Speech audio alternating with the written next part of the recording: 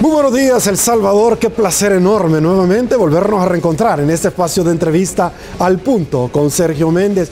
Esta mañana, ya lo habíamos adelantado en las diferentes redes sociales, estaremos conversando con el destacado jurista Lisandro Quintanilla y también, por supuesto, abogado de varios casos relevantes en nuestro país, como el caso del expresidente Elías Antonio Saca y también el caso de los jesuitas, como lo hemos conocido nosotros en los diferentes medios de comunicación. Esta mañana conversaremos de todo, absolutamente de todo lo que usted desea conocer. Antes, permítame saludar a quien gentilmente, mañana tras mañana, hace posible el primer segmento de esta, su entrevista al punto con Sergio Méndez, como lo es Mr. Donut. Mr. Kirikikiki, Mr. Desayunos, Kirikikiki, para iniciar mejor todas tus mañanas. Cuando sale el sol, Mr. Donut ya me espera con su variedad. A mi corazón contenta. Mr. Kirikikiki, Mr. Desayunos, Kirikikiki, Mr. Donut, la gran variedad. Y estamos de regreso, muchísimas gracias El Salvador, y con mucho gusto le damos la bienvenida al licenciado Lisandro Quintanilla. Lisandro, Sergio, un placer tenerlo en su casa, gracias por acompañarme. No, gracias a ti por la invitación y te felicito por esta nueva etapa de tu vida profesional, ¿verdad? Como un presentador, como un periodista, y te felicito, creo que has hecho muy bien en seguir adelante en esta tarea. Gracias, te agradezco, Lisandro, y también por tomar en cuenta no el llamado de Sergio Méndez, sino que del pueblo salvadoreño encarnado en este tu servidor. Quiero aprovecharte al máximo, Lisandro, para conversar sobre varios temas. Y quiero arrancar hablando del caso que nosotros conocemos como el caso de los jesuitas, un hecho generador de todo esto para que la población salvadoreña pueda recapitular un poquito, es sobre la iniciativa que se plantea en su momento en la Audiencia Nacional Española, allá por la querellante Bernabéu, en la península ibérica, donde se solicita el que se puedan extraditar a varias personas que estuvieron vinculados en el pasado con el asesinato de los jesuitas en la Universidad José Simeón Cañas UCA. Ciertamente eso no tuvo frutos esperados, pero luego de la resolución de la Sala de lo Constitucional prácticamente es un golpe al timón y se da un giro muy interesante, porque la ley de amnistía y solamente se deroga y queda la ley de reconciliación nacional. Hoy vemos un nuevo, si me equivoco me corrige, hoy vemos una nueva iniciativa donde se presenta por parte de esta institución, la Compañía de Jesús, una nueva moción ante el juez tercero de paz de la jurisdicción de San Salvador, de los cuales ciertamente nosotros hemos conocido que se da la admisión de esta. ¿Qué es lo que va a suceder? ¿Qué es lo que ha habido? Ya tiene Lisandro Quintanilla una notificación oficial que usted encarna la defensa técnica de estas personas, por favor. Sí, no, bueno, gracias. Gracias por la oportunidad de aclararle, dijéramos, a toda tu teleaudiencia estos aspectos que son de vital importancia, creo que para la vida jurídica del país, y también yo creo que para la población, porque es un tema que polariza, es un tema que divide a la población también y las opiniones, pero creo que debemos por lo menos de dar cierta base objetiva para que cada quien se forje su criterio, ¿verdad? Bueno, que jurídicamente hablando el único que puede prevalecer es el criterio jurídico. Mira, jurídicamente hablando, el tema es que el abogado Arnau Baulenas, que es un español radicado en el país, autorizado por cierto por la Corte, homologado por la Corte para ejercer el derecho en nuestro país, ha solicitado, como apoderado de un hermano del padre Ignacio Yacuría, que falleció en aquel fatídico acontecimiento, la reapertura del caso basado en los efectos de la sentencia de inconstitucionalidad de la ley de amnistía. De la Sala de lo Constitucional. De la Sala de lo Constitucional. Y ha solicitado la reapertura del caso de aquel proceso penal, Sergio, en donde tú te recuerdas, el 12 de diciembre del año 2000, fueron sobreseídos por prescripción de la acción penal, no por la amnistía, por prescripción de la acción penal, fueron sobreseídos definitivamente el expresidente Alfredo Cristiani, el general Cepeda Herrera, el general Larios, el general Bustillo, el coronel Inocente Orlando Montano, el coronel Elena Fuentes y el general Ponce, René Emilio Ponce. Que en paz descanse. Que en paz descanse. Ahora se ha solicitado la reapertura en contra de 5 de esos 7, que solamente son, a excepción en este grupo de 5, nada más se descarta al general Ponce por obvias razones, obviamente, ha por la muerte, por supuesto, y el coronel inocente Orlando Montano, que como ya todos sabemos, él fue extraditado por hacia España, el gobierno de Estados Unidos hacia España, y allá se encuentra enfrentando el proceso penal. Pero tenemos noticia por el abogado de España de que el proceso penal de allá de España está en un stand-by, esperando precisamente las resultas de este proceso penal en El Salvador. ¿Por qué ese está en stand-by si son hechos ciertamente que versan sobre lo mismo, pero procesos autónomos completamente diferentes? Ahí dijéramos un stop, hay una especie de intervalo. De hecho, jurídicamente no hay nada en la ley de enjuiciamiento criminal de España, pero de hecho el tema está en un letargo por esos cálculos que hacen, ¿verdad? Para ver cómo salimos acá. Ninguna relación tiene. ¿Siempre está conociendo el juez Eloy Velasco? El juez Eloy Velasco. Entiendo que ha habido una modificación, pero no estoy muy seguro de eso. Pero sí es el juzgado central número 6, juzgado central de instrucción número 6 de la Audiencia Nacional Española. Ahora, ¿qué pasa acá en El Salvador? Este abogado solicita la reapertura del caso y dice, miren señor juez, hay que reaperturar el caso, la amnistía se declara inconstitucional. El juez convoca a una audiencia, luego de un par de cositas que pasaron ahí que no vienen al caso mencionar, pero el juez convoca a la audiencia para el 10 de abril.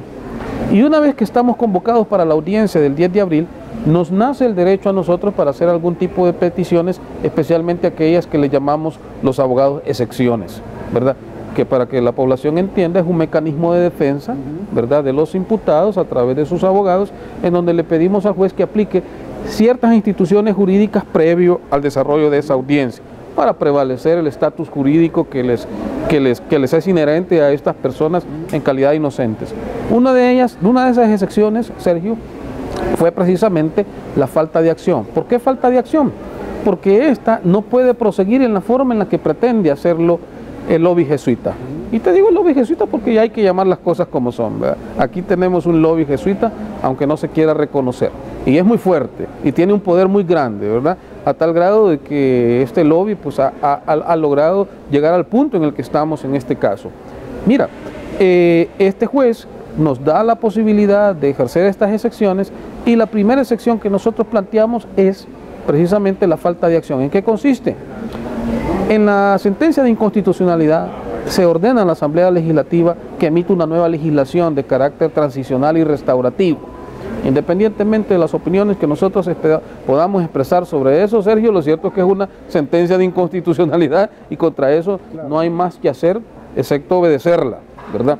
Entonces la Asamblea Legislativa al día de hoy, casi 2 años después de haberse declarado inconstitucional la ley de amnistía, no ha cumplido con su cometido. Esperamos que la nueva Asamblea Legislativa vea precisamente este punto y emita la ley. ¿Por qué es importante que emita la ley? Porque a través de esta ley se van a someter a esta jurisdicción especial todos los casos contenidos en el informe de la Comisión de la Verdad y todos aquellos casos que tengan esta tipología que el derecho internacional humanitario y el derecho internacional de los derechos humanos establecen como delitos de lesa humanidad, que el caso jesuitas, por cierto, no es un delito de lesa humanidad. Entonces esa tarea está pendiente y nosotros le planteamos al juez que esa sección debe operar, suspender el proceso hasta que se supere este obstáculo. La otra sección que le planteamos es de cosa juzgada, eso ya está juzgado. Un sobreseimiento definitivo, como tú lo sabes, Sergio, es una absolución anticipada, ya sea de fondo o por las cuestiones periféricas que están en torno al caso, como lo fue la prescripción de la acción penal. También se lo planteamos al juez y el juez resolvió las dos cosas declarándolas sin lugar. Hasta ahí, dijéramos, está en lo normal. Un juez te puede declarar sin lugar una petición o no. Pero lo malo que hizo... Ahora, ¿en base a qué?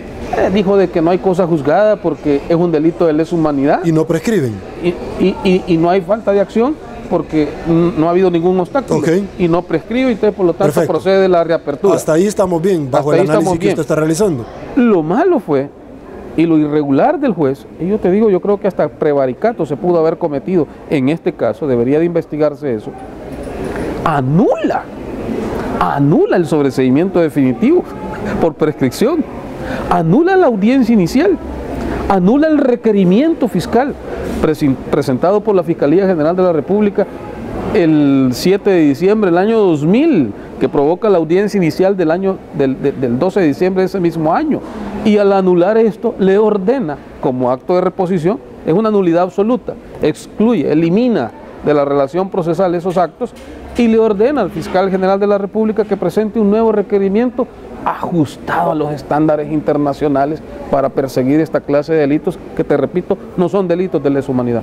Mira, ese sobreseimiento definitivo fue confirmado por una Cámara de segunda instancia. Fue llevado hasta la sala de lo penal y se mantuvo incólume.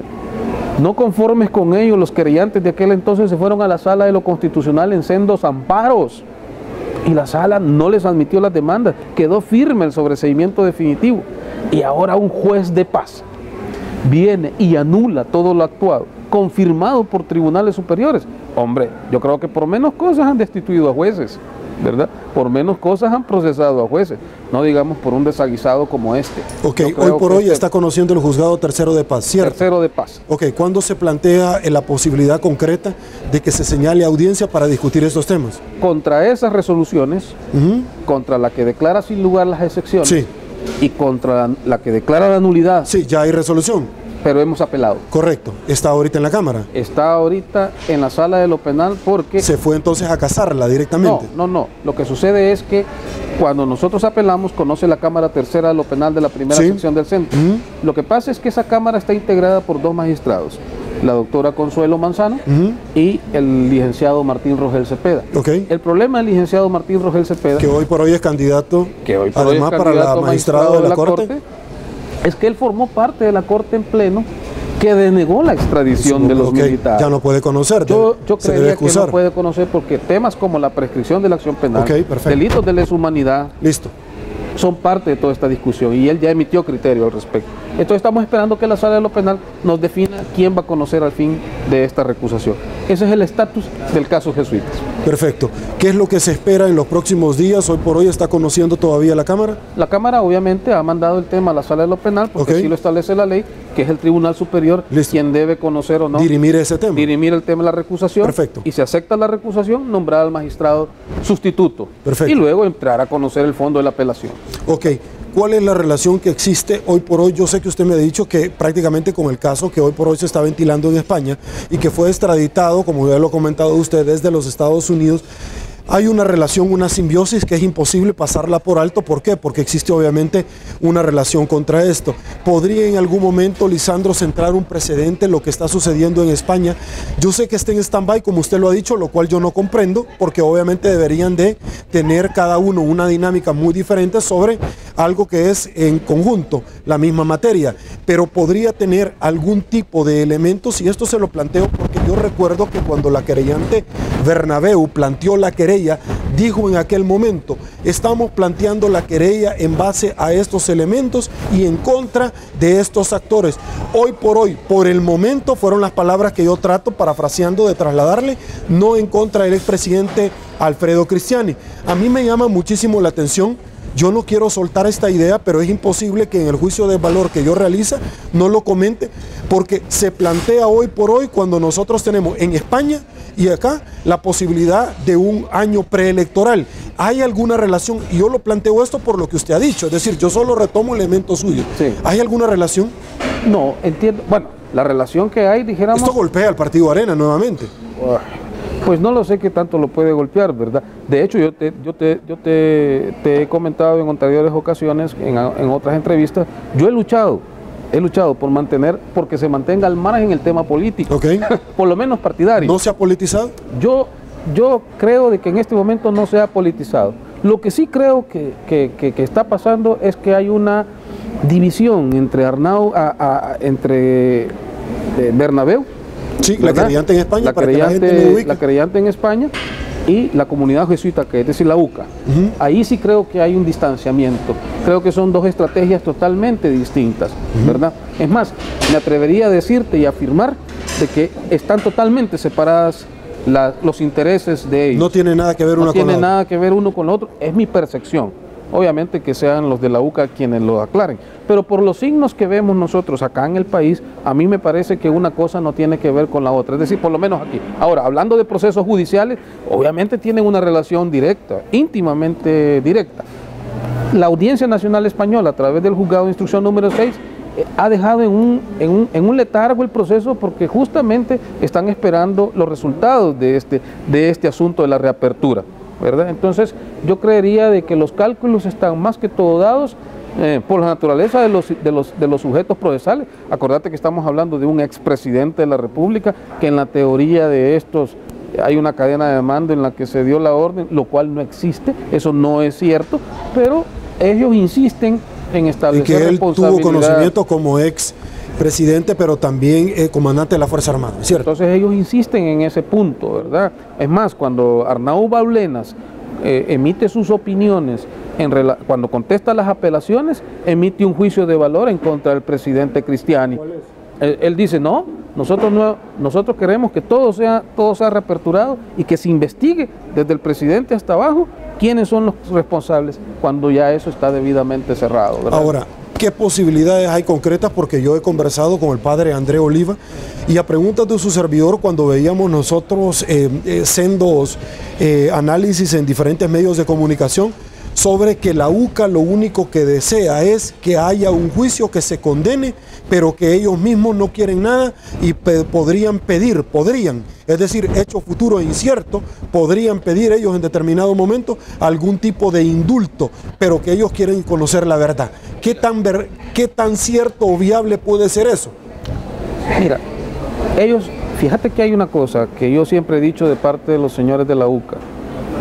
Han tratado de tener cierta coherencia en el desarrollo de este caso y en los argumentos que han expuesto en diversas oportunidades y en diversos medios. El tema es que en esta solicitud de reapertura han roto toda la congruencia y te voy a decir por qué. Ciertamente, como antecedente, tú sabes de que ellos solicitaron no el indulto, sino la conmutación para el coronel Benavides. Hasta este momento no sabemos si la Corte Suprema de Justicia dio un informe favorable o desfavorable, no nos ha notificado nada. Nosotros pedimos el indulto, pero ellos solicitaron la conmutación. Eso, dijéramos, es congruente con eso que tú estás diciendo, que ellos han manifestado y ellos lo han manifestado. Pero lo que no es congruente es solicitar esta reapertura, porque tú sabes que en los casos penales, en los procesos judiciales, o sea, la acción penal no está sujeta a la discrecionalidad de las víctimas cuando las acciones penales son públicas. De manera que la UCA está completamente equivocada. La UCA no puede meter el acelerador y el freno a su antojo en los procesos judiciales. A este lo voy a pedir sobreseimiento y a este sí lo quiero llevar hasta el final en un proceso penal. Ellos no tienen ninguna facultad para eso. Tú lo sabes, nosotros como abogados lo sabemos, que eso no es posible. Y por lo tanto, cualquier deseo y aspiración de que aquí se conozca la verdad, la reparación y se le haga justicia a las víctimas, dijéramos, ¿no? Esas aspiraciones con estas actuaciones que ellos están haciendo resultan totalmente disonantes, son incongruentes, porque si la Fiscalía llegase a presentar un requerimiento de instrucción formal en delitos de asesinato, Sergio, la experiencia que te dice, dime tú cuántas personas por delitos de asesinato están con medida sustitutiva a la detención provisional. O sea, tendrían que estar detenidos preventivamente y procesarlos hasta establecer si son o no son responsables cuando el hecho ya se juzgó en su momento. Entonces yo creo que esta pretendida, dijéramos, aspiración de conocer la verdad, de la reparación, de la justicia, todo eso se puede canalizar a través de la ley. Y fíjate, y podemos buscar en los archivos, cuando la UCA dio una conferencia de prensa allá por el mes de septiembre, creo, del año pasado, o por el mes de mayo, más o menos, del año pasado, dijeron, en vista de septiembre del año pasado, octubre, en vista de la inactividad de la Asamblea, de no emitir la ley especial de carácter transitorio y restaurativo que ordenó la Sala de lo Constitucional, y habiéndole la Sala dado seguimiento al cumplimiento de su sentencia, sin que a la fecha, por lo menos en noviembre del año pasado, no se ha cumplido con ese mandato, no nos queda otra alternativa, dijo el padre Tojeira, y está en los archivos, lo podemos buscar. No nos queda otra alternativa que solicitar la reapertura.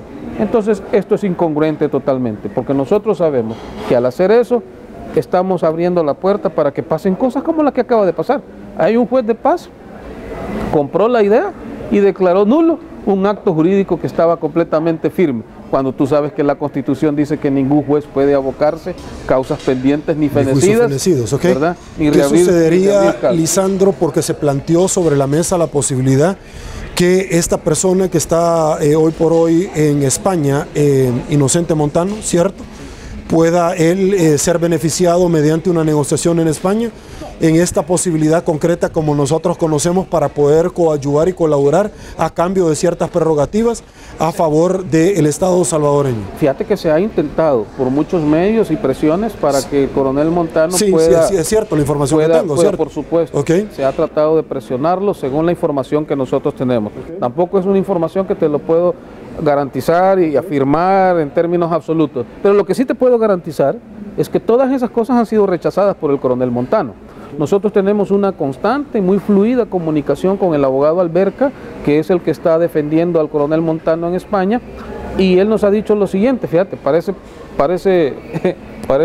contradictorio. Uno, él se siente bien en la cárcel, se siente seguro ahí donde está, porque la cárcel en donde estaba a unos kilómetros de la ciudad de Madrid, parece ser que de las cárceles más nuevas que ha construido el sistema penitenciario. Bueno, y lo que pasa es que el sistema penitenciario no es el nuestro. Estás hablando obviamente, de Europa. Claro, para reinserción y todo. Correcto.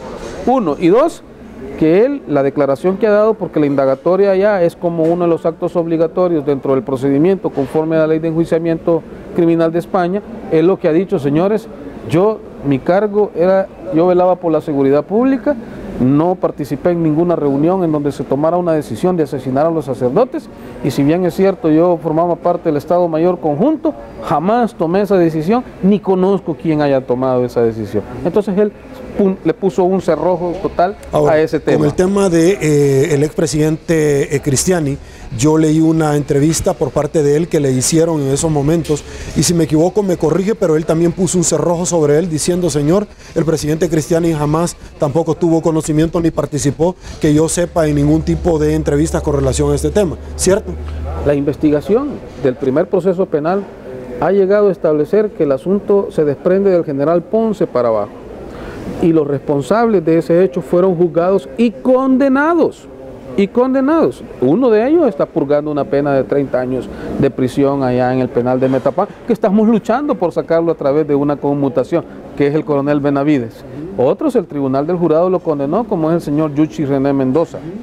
Y otros fueron condenados por los actos de terrorismo. Okay, pero solamente él está en el penal de Metapán, porque los otros sí gozaban de prerrogativas con la ley de amnistía. O sea, los otros fueron absueltos por el tribunal del jurado. Y fíjate, ahí sí, los mismos jesuitas y la misma corte ha respetado el efecto de cosa juzgada. Este argumento contradice a todo lo demás, porque si Cristiani y los demás estaban sobreseídos definitivamente, hombre, había que respetar la situación. ¿La Corte jurídica los ha respetado cuando se pidió la extradición, o la Corte me está hablando de la Sala de lo Constitucional? La Corte en pleno cuando denegó la extradición, porque uno de los argumentos para extraditar era que la Audiencia Nacional Española decía, los juicios en El Salvador han sido simulados, han sido una pantomima de juicio, y la Corte dijo, no, aquí se juzgó, condenó y se absolvió a algunos, y posteriormente se procesó a otros, pero fueron sobreseídos por prescripción. Entonces, ahí tenemos esas barreras. ¿Se ha tenido algún acercamiento con la Fiscalía General de la República, con la unidad que lleva esto, para conocer cuál es el criterio de la valoración? No, fíjate que con la Fiscalía General de la República no hemos tenido ningún acercamiento. De hecho, nos sorprende la postura que ellos han sostenido, porque te acuerdas con los suplicatorios, es decir, los trámites de extradición, la postura de ellos fue, no, miren, aquí ya fueron juzgados todas estas personas. Si bien es cierto, en ese momento la solicitud de extradición era para 4 militares, pero el caso sigue siendo el mismo. Significa que la situación de todos los demás está en las mismas circunstancias. Y dice un adagio nuestro, ¿verdad?, donde existen las mismas razones, hombre, debe hacer la misma disposición. Perfecto. Entonces, a nosotros nos sorprende un poco que la misma Fiscalía tome una posición en un sentido en relación a la extradición de estas personas y demuestre una posición distinta con esta solicitud de reapertura. Que déjame decirte una cosa, todos creímos que aquí iban a haber tiempos escatológicos con la sentencia de inconstitucionalidad, y que se iba a venir una avalancha de procesos penales y que la sociedad iba a colapsar porque íbamos a volver a la guerra. Okay. Y nada de eso ha pasado. Aguánteme un ratito, me están pidiendo pausa comercial. Esto es Al Punto con Sergio Méndez. Pausa, volvemos.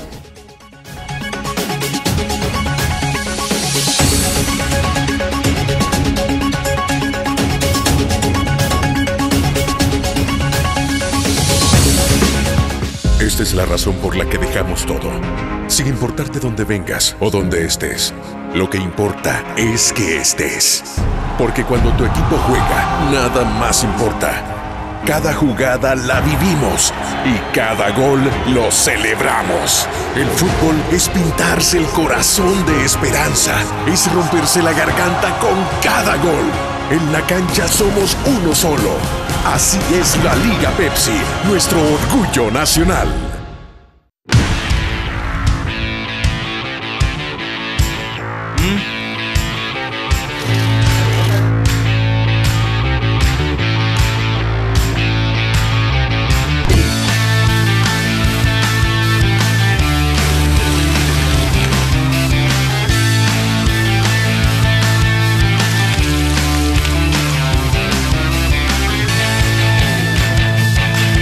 Mr. Donut, la gran variedad.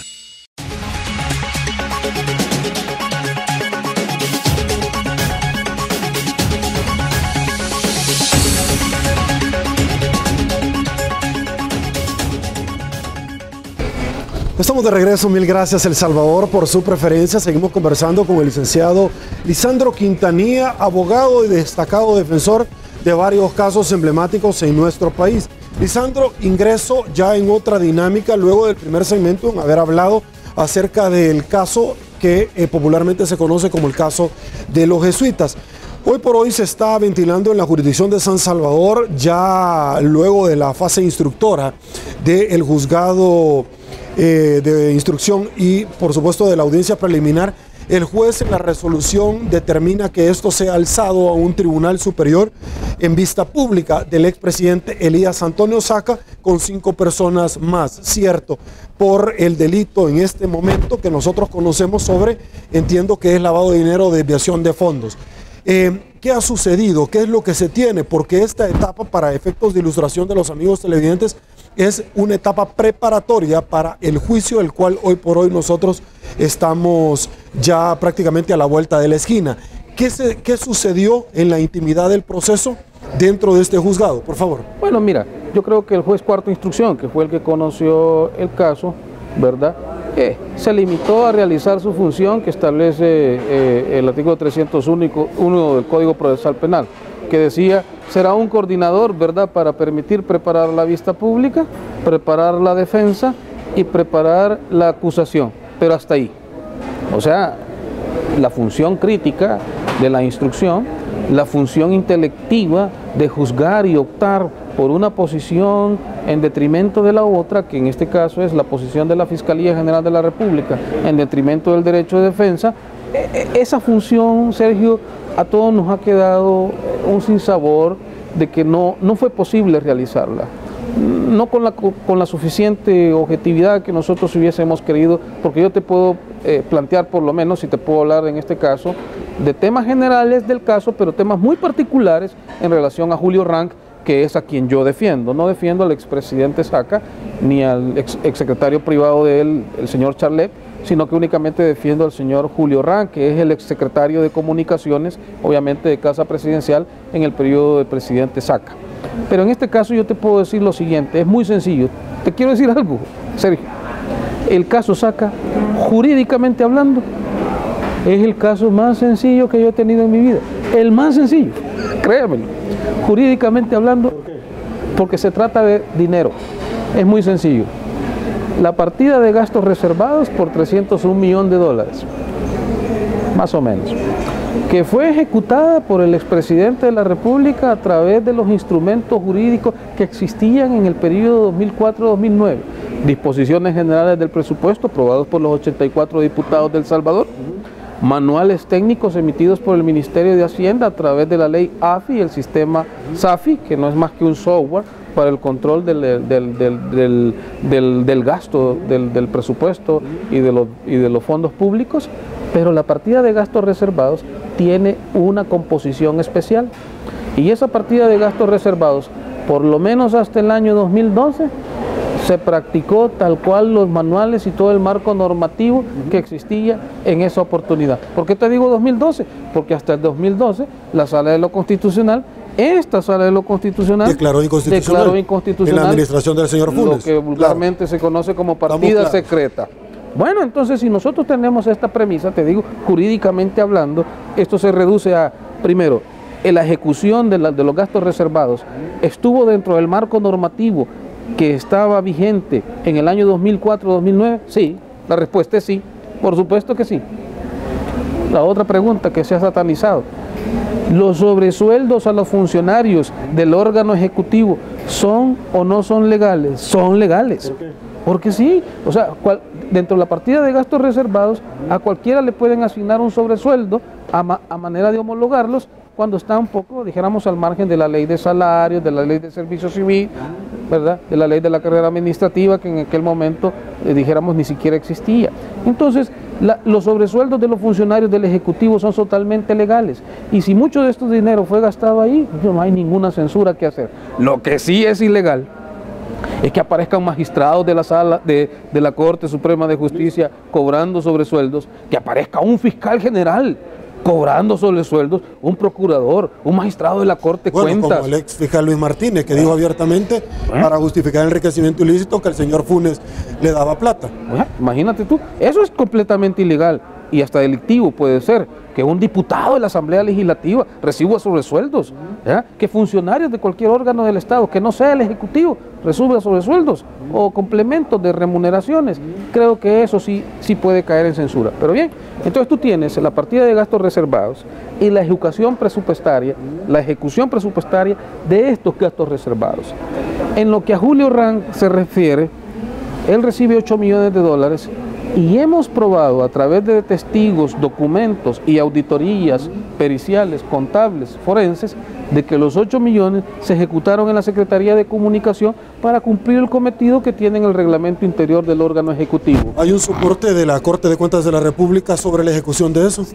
Está la Corte de Cuentas de la República, está la auditoría contable forense que hemos practicado, están los testigos, está, por ejemplo, el Plan Social Humano, que solo ahí se gastaron 2 millones de dólares, están los complementos de salarios, el reportero, el camarógrafo, el equipo de prensa de Casa Presidencial, que ganaba, ¿qué te digo?, 100 dólares, se le ajustó el salario a 200 dólares, los pagos y los costos fijos que la Secretaría de Comunicaciones tiene, etcétera.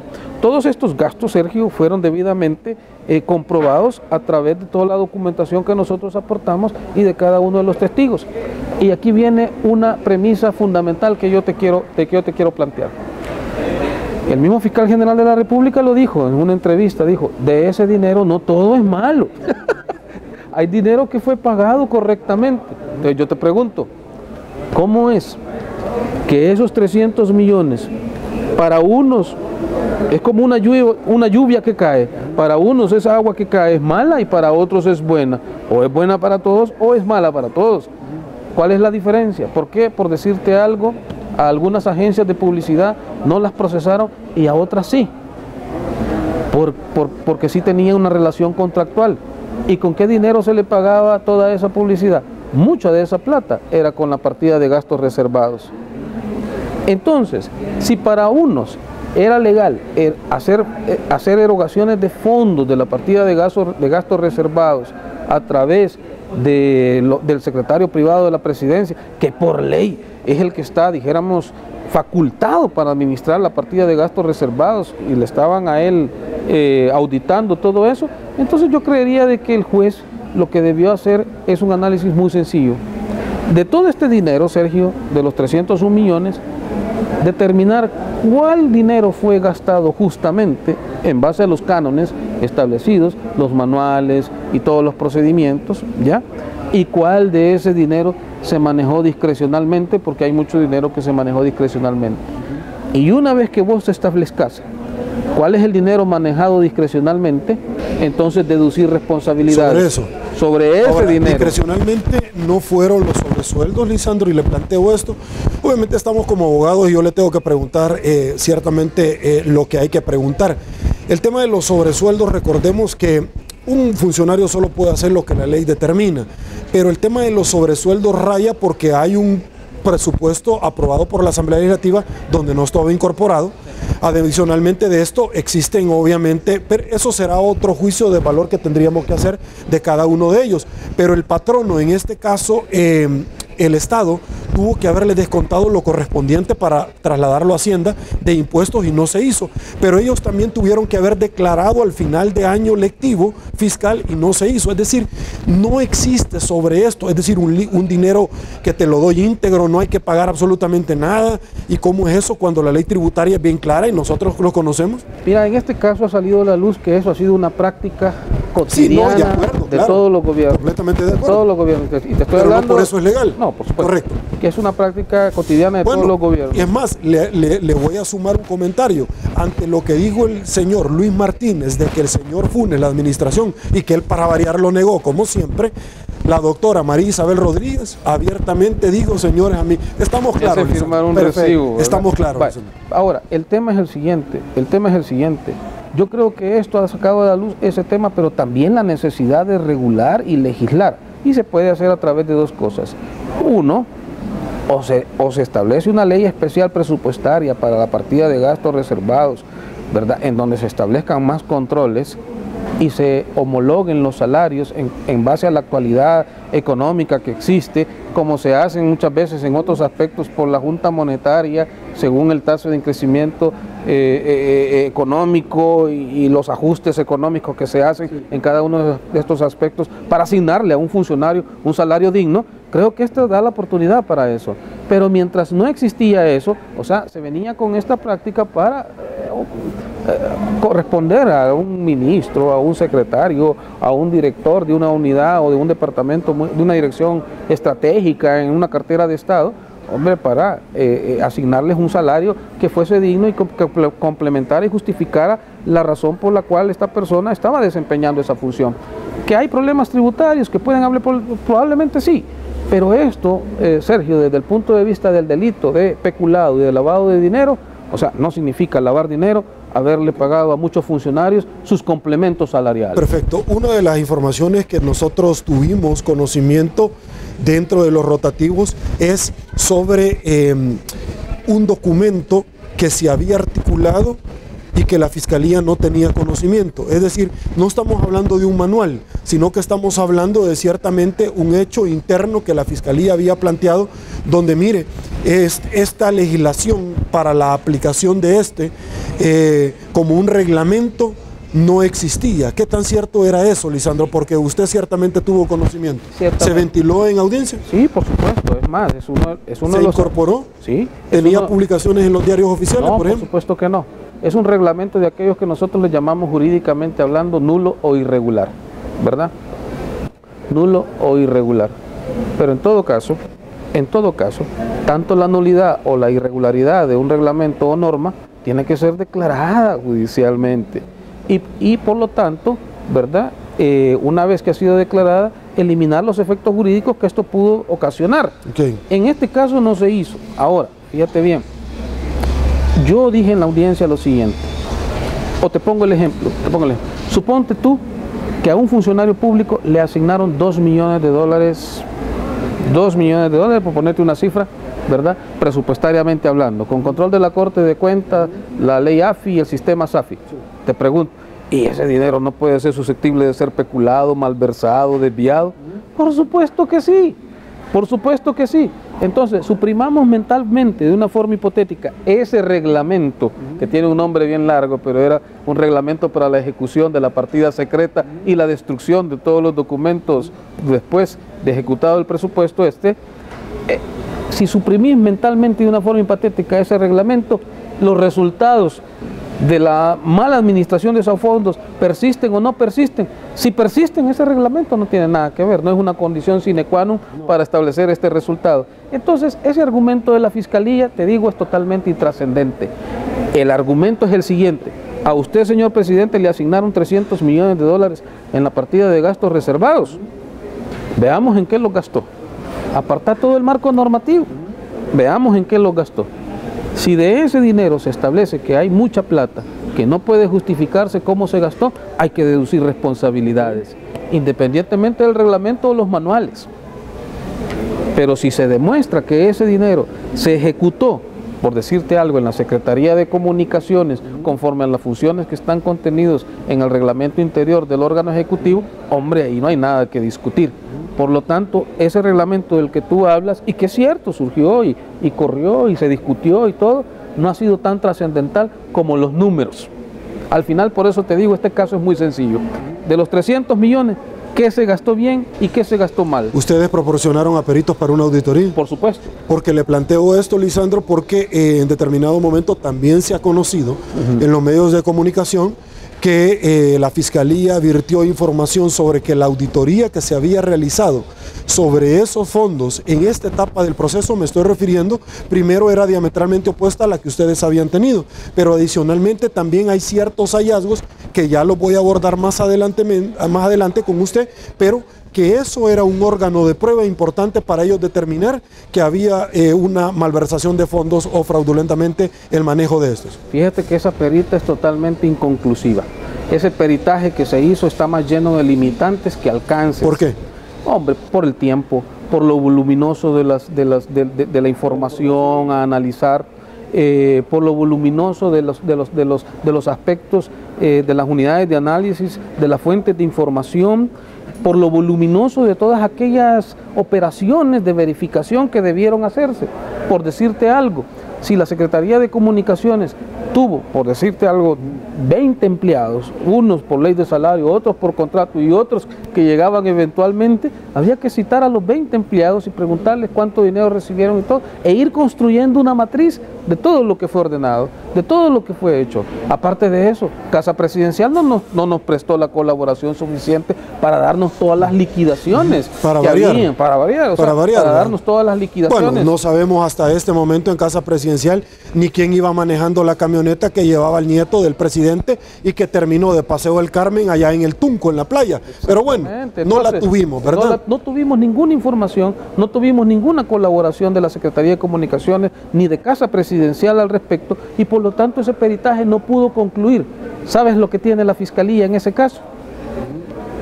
Dinero en bancos, dinero transferido y destinado para entonces usted me está diciendo que el señor Marcos Rodríguez, quien es importante, un funcionario de transparencia, no brindó las facilidades para la información. No sé si él tuvo que ver en eso. Bueno, tendría, porque obviamente...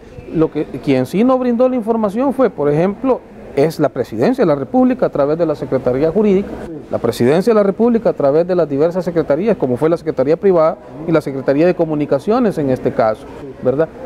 No me recuerdo haber visto algún informe de este señor Marcos. Si lo hubiera, yo te digo, no tengo ningún pelo en la lengua para decirle de que no cumplió su función.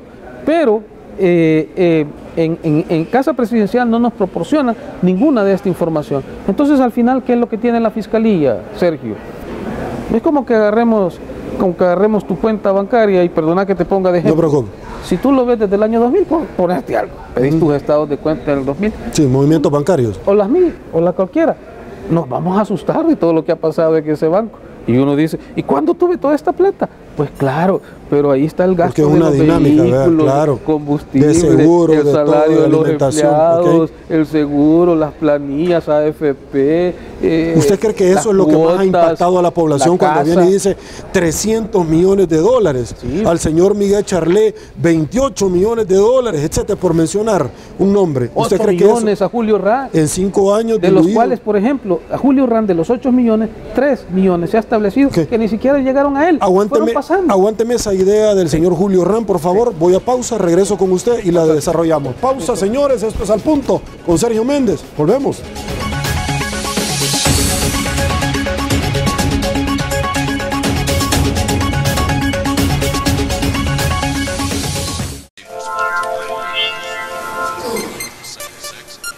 Presidente de la República ordena a los diputados que se...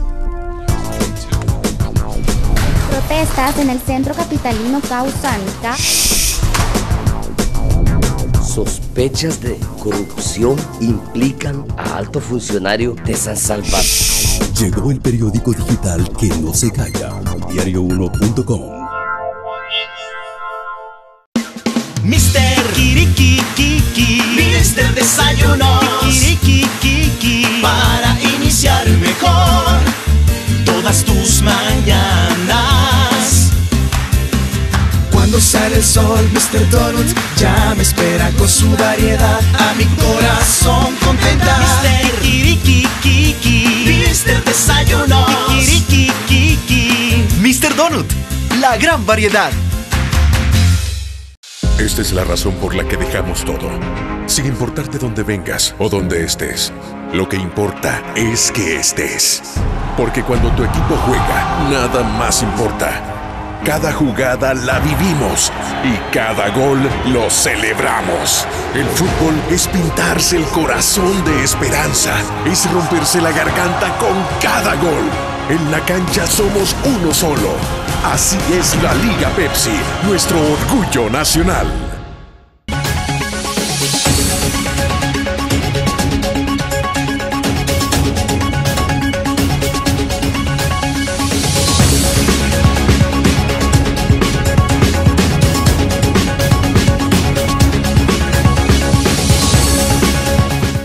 Estamos de regreso, mil gracias El Salvador por su preferencia. Lisandro, nos quedamos en lo que recibió el señor Julio Herrán y la parte de la ejecución, por favor. Ya, Julio Herrán recibe 8 millones de dólares. Esos 8 millones de dólares, 3 se gastaron aproximadamente en un plan que se llamaba Plan Social Urbano. ¿Por qué? Porque el presidente de la República le asigna a la Secretaría de Comunicaciones que coordine la ejecución de este plan y es ejecutado a través de una empresa que es representada por un ingeniero civil para remozar los edificios del Gran San Salvador, Montserrat, La Málaga, El Ibu, Atlacat, Miramonte y hacer obras. Todo eso costó más o menos 2 millones de dólares.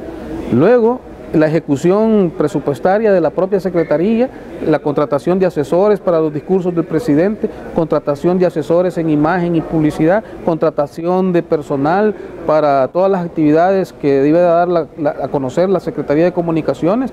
Tú sabes que las funciones de la Secretaría que están en el reglamento es dar a conocer las actividades del presidente. ¿Te recuerdas que Eugenio Chica renunció? Y una de las justificaciones para renunciar dijo que no fue capaz de dar a conocer las obras y todas las actividades del señor publicitar presidente. Todo lo que se ha hecho. Julio Herrán no fue experto en eso y fue más allá de eso. Con los pocos recursos que le asignaron durante los 5 años que estuvo al frente de la Secretaría de Comunicaciones, lograr dar una imagen de todo lo que hacía el presidente. No me compete a mí juzgar si fue positiva, negativa, si era cierto o no era cierto. Lo que te estoy diciendo es que se ejecuta el dinero en este caso. Pero ¿qué es lo que tiene la Fiscalía? Sí, hay 8 millones de dólares y fueron ejecutados y no hay comprobación de eso. Entonces hemos tenido que reconstruir todos esos comprobantes. Pero te repito, hay una premisa fundamental. Ese dinero provino de la partida de gastos reservados. Por lo tanto, no estaba sujeto al control normal, como sí lo está, dijéramos, la ejecución presupuestaria, que está contenida en la Ley General de Presupuesto y todas sus disposiciones. Pero eso no significa de que esta partida de gastos reservados haya sido ejecutada en detrimento de la ley. Okay. Ahora, te digo una cosa para cerrar el ciclo. Hay lavado de dinero cuando obviamente la procedencia de este dinero viene de actividades delictivas, pero viene del presupuesto general de la nación y se ejecutan las funciones institucionales de una Secretaría de Estado. ¿No se planteó eso claro incidentalmente en la primera audiencia? Y en la segunda y en todas. ¿Cuál fue la resolución? Hemos encontrado 8 millones de dólares, esto viene de peculado, es lavado de dinero. Y aunque le digamos, mire, está justificado. ¿Se apeló? Ahorita estamos en eso. Estamos apelando de la detención provisional, de una sección también planteada de prescripción de la acción penal, porque hay muchas acciones ahí que están prescritas y no obstante eso se han llevado a cabo adelante, por lo menos en lo que a Julio Herrán respecta. Entonces estamos en ese proceso de apelación que se nos vence el miércoles. Ok, usted entenderá que Diario 1 planteó la posibilidad en su momento que se estaba dilatando el caso por parte de los defensores en interponer diferentes acciones dilatorias precisamente para obtener los 2 años, que ellos se fueran, que ya hay una resolución sobre eso, que se fueran a su casa y que posteriormente se contara al 2x1 las megamillas como nosotros las conocemos. ¿Qué tan cierto fue eso? Que automáticamente se empezó a agilizar un caso que había estado como dormido. No, fíjate que el juez de instrucción en eso fue bastante, ¿cómo te quisiera decir? Muy celoso en respetar los plazos procesales. Concedió una oportunidad más que todo a la defensa del expresidente Saca para que se recopilara mucha información que estuvo pendiente y que fue solicitada un día antes del vencimiento de la instrucción. La instrucción venció el 30 de noviembre del año pasado y ellos el 29 presentaron una solicitud de muchas diligencias. Cuando se llega el 28 de febrero, que fue la primera fecha que se señaló para la audiencia preliminar, muchas de esas diligencias no estaban realizadas. Entonces el juez trasladó la fecha y les concedió 45 días y la hicimos a partir del 16 de abril. Entonces yo creo de que no ha existido, dijéramos, esa dilación, por lo menos que yo conozca de un signo de esto. Y los recursos que se han planteado, dijéramos, es por la misma dinámica del proceso. Las resoluciones que se fueron emitiendo, algunas provocaban las alzadas o impugnaciones, otras no, pero creo que todos hemos hecho un uso racional de los recursos en este caso. Ok, otro tema que me llama la atención, y qué tan cierto es, porque se ha conocido que la Fiscalía descansa dentro de la comunidad de pruebas que tiene, dentro de estos órganos, algo que es importante para ellos, como es el criteriado. ¿Es cierto? Los criteriados, fíjate que por ¿cuántos lo menos son 3 criteriados. Así se ha mencionado. Está Olimpo, que tiene que ver mucho con la situación del señor Jorge Hernández. Está Príamo, que entiendo yo que tiene que ver mucho con la contabilidad del señor Saca González. Y está Prometeo, que entiendo que tiene que ver mucho con las agencias de publicidad que fueron censuradas, ¿verdad? 3 agencias particularmente que fueron censuradas de haber recibido plata de Casa Presidencial sin tener ninguna justificación. ¿Hay uno de ellos que vincula al señor Ran y su cliente? Ninguno. Le planteo esto porque ciertamente hay una vinculación de que el señor Jorge Hernández, como se dice en los medios, que es lo que nosotros honradamente retomamos, una vinculación con el señor Saca. Ok, bueno, de hecho... ¿Es cierto? De hecho, hay un proceso penal en contra de él sobre eso. Sí, claro, por aparte. Por aparte. De acuerdo. Pero sí forma parte de esta historia, ¿verdad? Obviamente está en las investigaciones y no hay nada definido al respecto. Yo entendería que se está ejerciendo una defensa al respecto. Desconozco cómo lo está llevando Jorge, pero sí te puedo decir de que en lo que a Julio Herrán respecta, ninguno de esos testigos criteriados lo vincula a Julio en ninguna de esas tramas. Ok. ¿Cuál es la información que ha vertido en alguna medida? Porque ir a una vista pública, y hay que decirlo, tampoco está escrito en piedra, pero ir a una vista pública con criteriados, con personas que en algún momento estuvieron vinculadas y que con lujo de detalles pueden articular cualquier elementos que pueden de una u otra forma amarrar a estas personas, es como complicado en una vista pública. Fíjate, Sergio, que se ha decretado reserva. No, yo estoy completamente de acuerdo con usted. Entonces, entrar a las intimidades... Solo conocer nada más cuál es una vinculación, no intimidad propia. No, ok. Prometeo, dijéramos, habla del tema de las negociaciones de las agencias de publicidad. Eso es una línea general. Olimpo habla de la situación muy particular del señor Jorge Hernández y sus empresas vinculados a este tema de los fondos. Y en relación a Príamo, es una persona que habla de la contabilidad del señor Saca González. Perfecto. Otro de los elementos que se ha planteado, Lisandro, es magnífico. Todos estos fondos se ejecutaron, hay respaldo, hay un andamiaje magnífico, como usted muy bien lo ha dicho, pero se ha articulado otro señalamiento donde se dice, mire, las agencias de publicidad que me merecen todos mis respetos y ciertas personas como asesores de imagen, asesores de discursos, etcétera, se contrataron directamente pasándose muy en alto la LACAP, y eso no podía ser. ¿Qué tan cierto es eso? Lo que pasa es que aquí es donde venimos. Desde el momento en que los diputados aprueban en la Ley General de Presupuesto una partida de gastos reservados, hombre, el presidente de la República, y fíjate bien, los puede utilizar como le dé la gana. Así de sencillo, como le dé la gana. Por eso es que yo soy del criterio de que esa ejecución presupuestaria de la partida de gastos reservados debe regularse. Ahora, yo sí entiendo que hay cuestiones muy estratégicas, la inteligencia del Estado, la OIE, por ejemplo. La OIE, claro. la inteligencia militar, ¿verdad? Etcétera. No podemos entrar a conocer todos esos gastos, pero yo creo de que el presidente, al emplear estos fondos y contrata sin licitación un asesor de imagen, un asesor de discursos, un asesor de esto o de lo otro, y que sale de la partida de gastos reservados, creo que lo importante es que haya un mínimo de control sobre por lo menos la identidad de quién recibe la plata y en qué concepto lo recibe, aunque dijéramos el contenido esté precisamente reservado. Si no, hombre, no tiene ningún sentido contar con una partida de gastos reservados. De acuerdo. Me imagino yo al Pentágono dándote cuenta. Sí, pero es que hay ciertos rubros que obviamente no podría, pero otros eso, sí, ¿verdad? Voy a otra pausa, Lisandro, amigos televidentes. Esto es Al Punto con Sergio Méndez. Volvemos.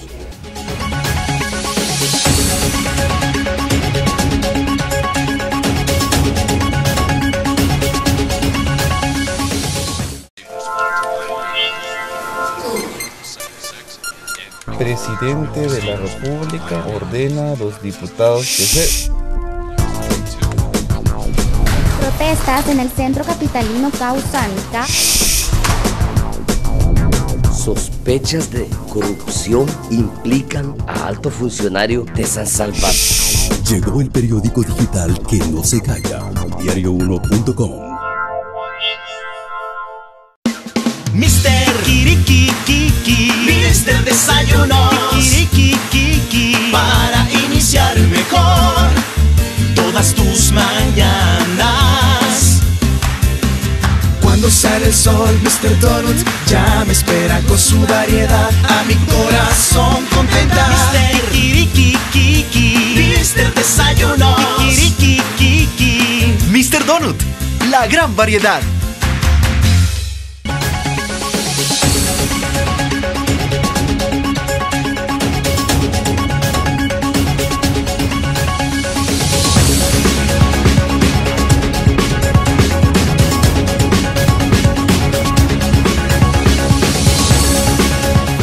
Estamos de regreso, mil gracias El Salvador por su preferencia. Llegamos al final de esta su entrevista, Al Punto con Sergio Méndez.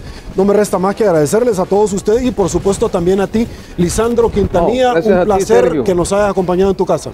Gracias a ti, estoy siempre a la orden para hablar de todos estos temas, cuando quieras, y un saludo a tu teleaudiencia. Y te felicito por esta nueva empresa en la que te has embarcado. Gracias, vamos a estar tocando tu puerta en la medida en que estos casos van evolucionando o recibiendo diferente información para que el pueblo salvadoreño pueda conocer no solamente un ángulo, los dos lados de la moneda y por supuesto hacerse sus propias valoraciones. Señores, soy Sergio Méndez, así están las cosas hoy por hoy en nuestro país. Si le gustó la entrevista, comente la mañana, que tenga un día espectacular, será hasta mañana y una vez más que el Señor nos bendiga a todos.